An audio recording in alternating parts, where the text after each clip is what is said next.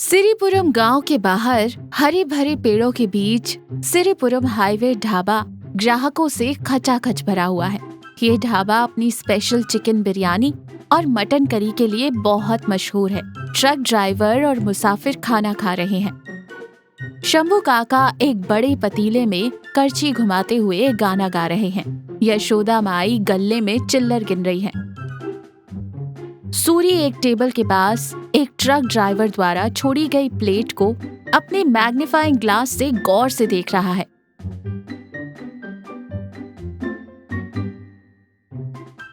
शंभू काका करची रोककर गर्व से मूंछों पर ताव देते हुए कहते, देख रही हो यशोदा माई, इन शंभू काका के हाथों ने स्टीयरिंग घुमाया हो या करची, ये एक जादू ही है। मेरी चिकन बिरयानी की महक 2 किलोमीटर पहले ही लग जाए तो हाईवे पर चलने वाले ट्रकों के टायर अपने आप ब्रेक लगा देते हैं। यही तो है हमारे हाथों का कमाल। यशोदा माई चिल्लर डिब्बे में डालते हुए ताना मारती हैं। वो जादू क्या है पता नहीं, लेकिन कल मटन करी में नमक डालना भूल गए थे। वो truck driver Subba Rao brake मारते हुए आकर तुमसे कितना लड़ा था, याद नहीं है क्या? अपनी तारीफ खुद करना बंद करो और जरा देखो कहीं चूल्हे पर खाना जल ना रहा हो। शंभू काका झेपते हुए सर खुजाकर कहते, अरे वो तो एक छोटी सी गलती थी यशोदा माई। वैसे भी नमक कम खाएं तो बीपी नहीं बढ़ता ना। मैंने तो उनकी सेहत के लिए ही ऐसा किया था। अरे सूरी, क्या कर रहा है बे? आधे घंटे से उस प्लेट को ऐसे क्यों घूर रहा है? उसे धोने के लिए ले जा बाबू, ग्राहक इंतजार कर रहे हैं। सूरी इधर उधर देखकर सस्पेंस म्यूजिक जैसी आवाज बनाकर धीरे से कहता है, ओनर जी, मैं कोई मामूली वेटर नहीं हूँ, डिटेक्टिव सूरी हूँ। इस प्लेट को देखकर मुझे एक बहुत बड़ा शक हो रहा है। शंभू काका चिढ़कर कहते, क्या है रे तेरा शक? क्या उसने बिल के पैसे नहीं दिए? नहीं जी, ग्राहक ने बिरयानी तो पूरी साफ कर दी, लेकिन इस सूखी लाल मिर्च और कड़ी पत्ते को प्लेट के किनारे क्यों छोड़ दिया? क्या ये कोई गुप्त इशारा है? क्या इसके पीछे कोई अंतर्राष्ट्रीय साजिश हो सकती है? मुझे इस पर इन्वेस्टिगेशन करनी पड़ेगी। तभी यशोदा माई माथा पीटते हुए कहती है, अरे करम चले, कोई सूखी लाल मिर्च चबाकर निकलता है क्या बेवकूफ? वो कोई और नहीं, मुझे ही तुझे काम से निकालने की साजिश करनी पड़ेगी। जाकर टेबल साफ कर, वरना वो तेरा शीशा निकालकर चूल्हे में फेंक दूंगी। सूरी डरकर तुरंत प्लेट उठाता है और अंदर भाग जाता है। तभी एक बहुत ही बड़ी महंगी काले रंग की कार तेजी से धूल उड़ाते हुए ढाबे के सामने आकर रुकती है। टायरों की आवाज सुनकर ढाबे में बैठे सभी लोग उस तरफ दौड़ जाते हैं। कार में से कामेश बहुत गुस्से में उतरता है। उसकी आंखों में घमंड है और हाथों में एक पुरानी डायरी। कामेश ढाबे के चारों ओर नफरत भरी नजरों से देखता है। अपने जूतों पर लगी धूल झाड़कर वो जोर से चिल्लाता है, कहाँ है वो चोर? कहाँ है? शंभू काका कौन है? छुपा मत, बाहर आओ। सब एकदम शांत हो जाते हैं। शंभू काका हाथों में लगा आटा अपने गमछे से पोंछते हुए घबराकर रसोई से बाहर आता है।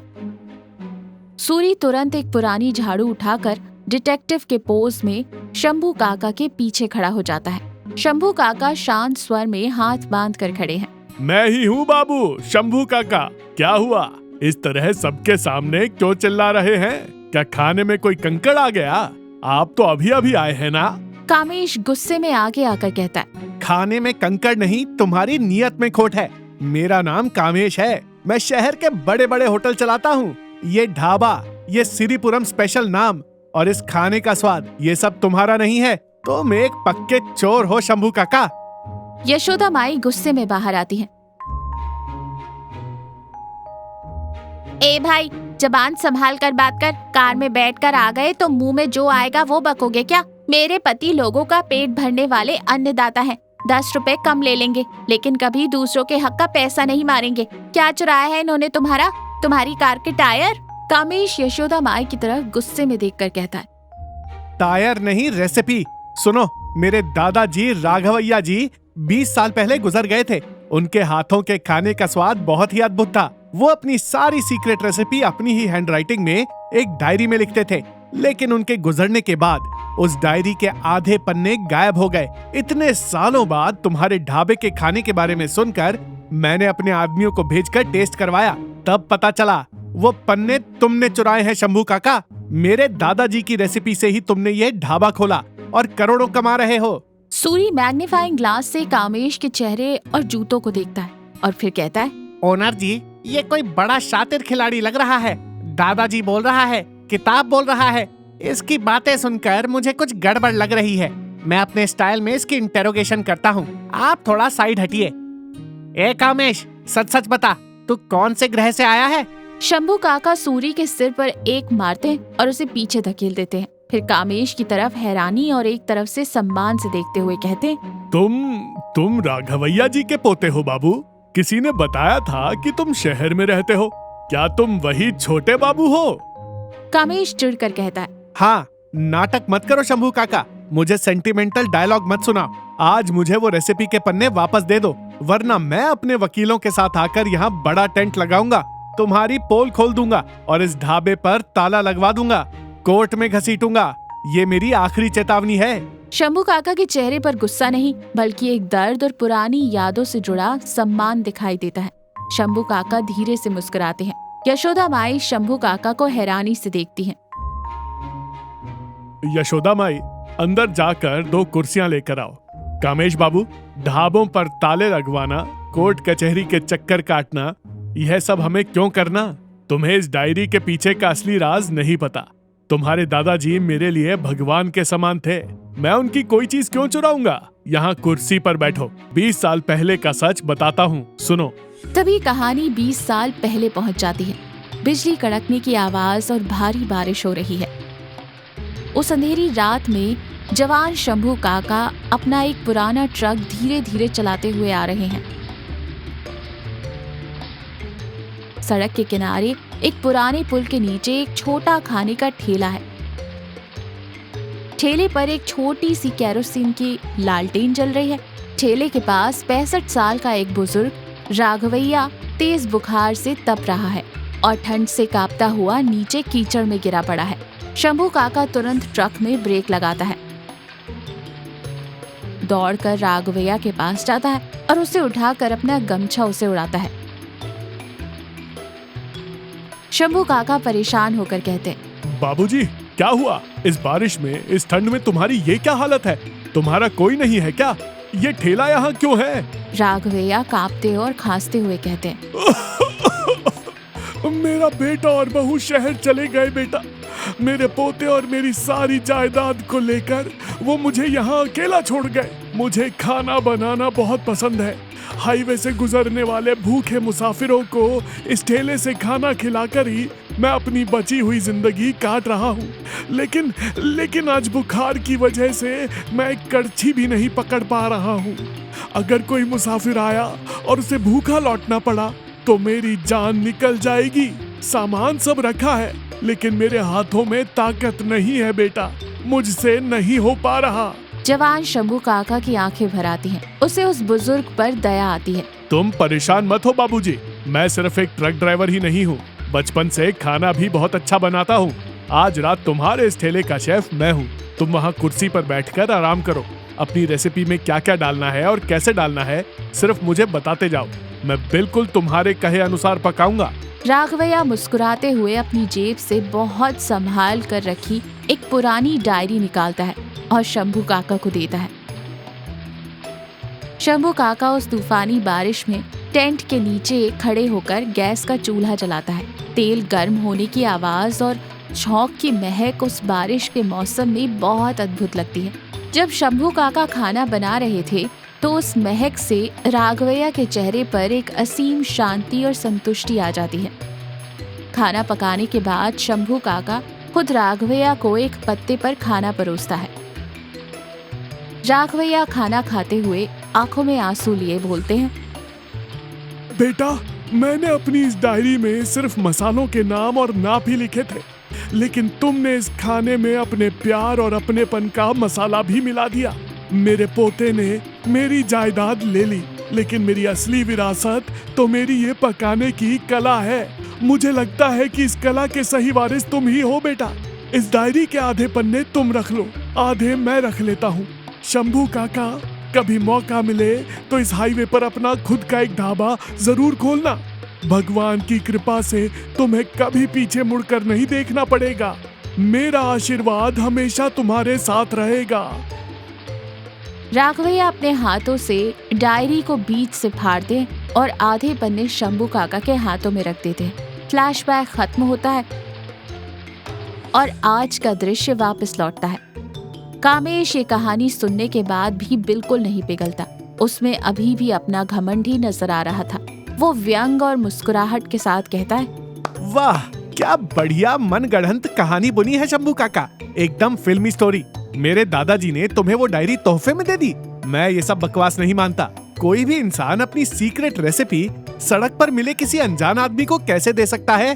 तुमने मेरे दादाजी की रेसिपी चुराई और अमीर बन गए, बस यही सच है। वो डायरी के पन्ने मुझे दो, मैं यहाँ से चला जाऊंगा। यशोदा माई गुस्से में अब आग बबूला हो चुकी है। ए लड़के, तेरा दिमाग खराब है क्या? मेरे पति मंदिर के भगवान जैसे हैं।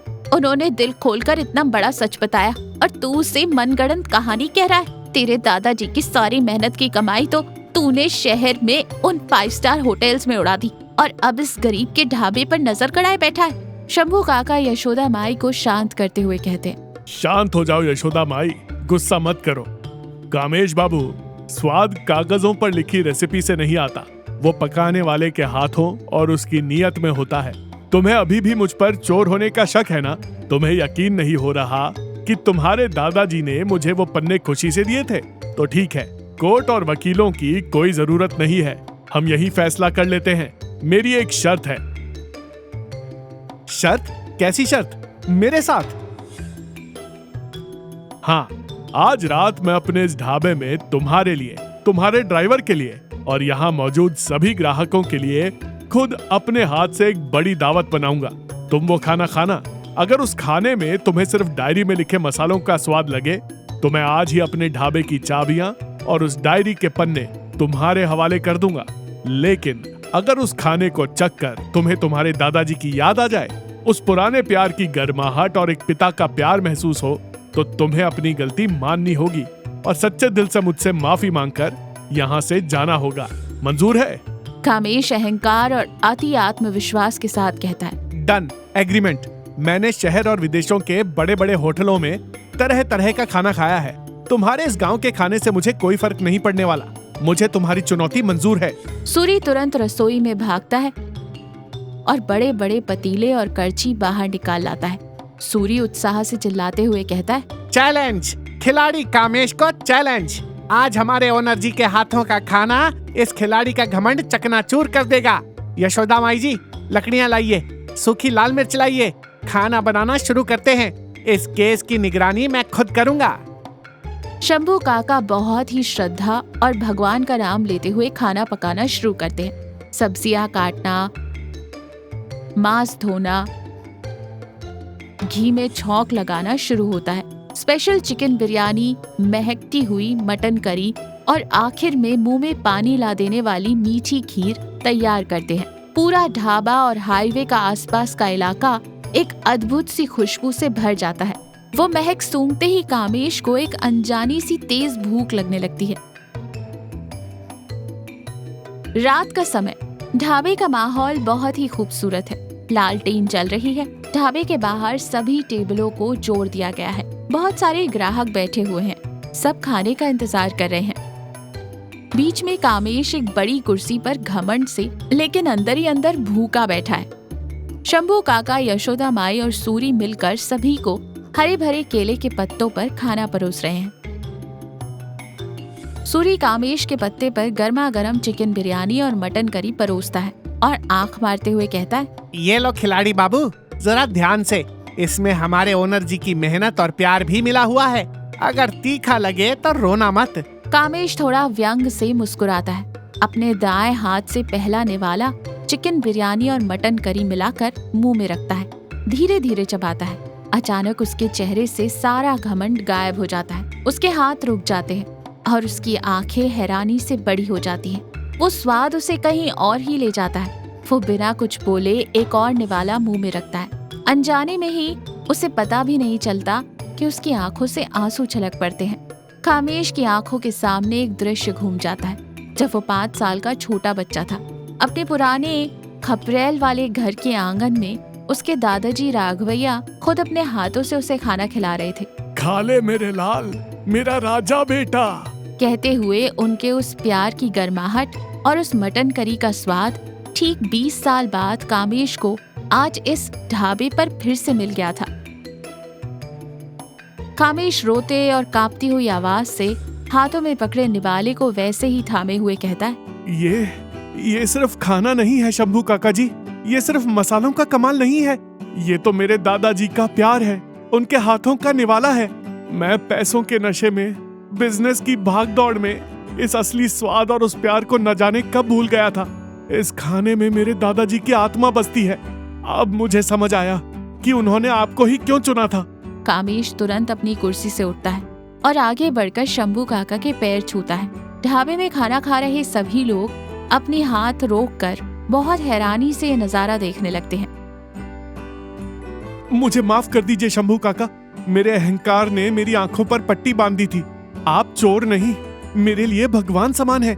मेरे दादाजी के सही वारिस, उनकी पकाने की कला के सही छात्र और असली बेटे आप ही हैं। डायरी के वो पन्ने आपके पास ही रहने चाहिए, तभी उन रेसिपीज को और मेरे दादाजी को सच्चा सम्मान मिलेगा। शहर के मेरे वो सारे बड़े बड़े होटल आपके इस एक वक्त के खाने के सामने कुछ भी नहीं है। शंभू काका कामेश को प्यार से उठाते हैं। उठो बाबू, बड़ों का आशीर्वाद कभी व्यर्थ नहीं जाता, उनका प्यार कभी खत्म नहीं होता। ये ढाबा तुम्हारे दादाजी की ही दी हुई दुआ है। तुम जब भी इस रास्ते से गुजरोगे, मैं हमेशा तुम्हें तुम्हारे दादाजी के हाथों के स्वाद वाला खाना बनाकर खिलाऊंगा। जाओ, शांति से बैठकर अपना खाना पूरा करो। आखिर में मैंने जो खीर बनाई है वो भी चखना, तुम्हें बहुत पसंद आएगी। यशोदा माई अपनी साड़ी के पल्लू से आंसू पोंछते हुए कहती है, देखा कामेश बाबू, मेरे पति का दिल कितना बड़ा है। आखिर इन ट्रक ड्राइवरों का दिल इस हाईवे की सड़कों जितना ही चौड़ा और विशाल होता है। जा बेटा, जी भर कर खा ले। सूरी अपना मैग्नीफाइंग ग्लास गले पर रखते हुए, केस क्लोज। मैंने तो पहले ही कहा था ना, हमारे ओनर जी के हाथों के स्वाद के आगे बड़े बड़े खिलाड़ियों को भी रोकर घुटने टेकने पड़ते हैं। वैसे बाबू कामेश, खाना अच्छा लगा ना तो जाते वक्त इस डिटेक्टिव सूरी को जरा अच्छी सी टिप देकर जाना। मेरा शीशा टूट गया है, मुझे नया खरीदना है। सूरी की इस बात पर खाना खा रहे सभी ग्राहक जोर जोर से हंस पड़ते हैं। शंभू काका और कामेश एक दूसरे की तरफ देखकर मुस्कुराते हैं। माहौल एकदम हल्का और खुशनुमा हो जाता है।